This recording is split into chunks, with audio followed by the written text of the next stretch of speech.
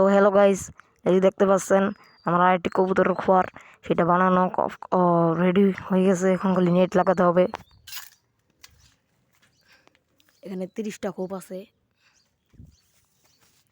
এখান দিয়ে নেট লাগাবো, এখান দিয়েও নেট লাগাবো, এখান দিয়েও নেট, আর এখানে দরজা, এটাও দরজা।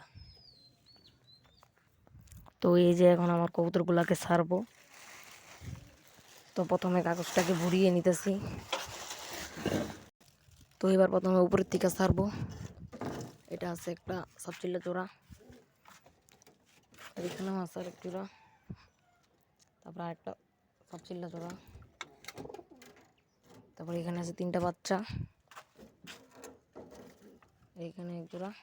এই কবুতর ছাড়া শেষ, আরেক জোড়া আছে দেখা যায়।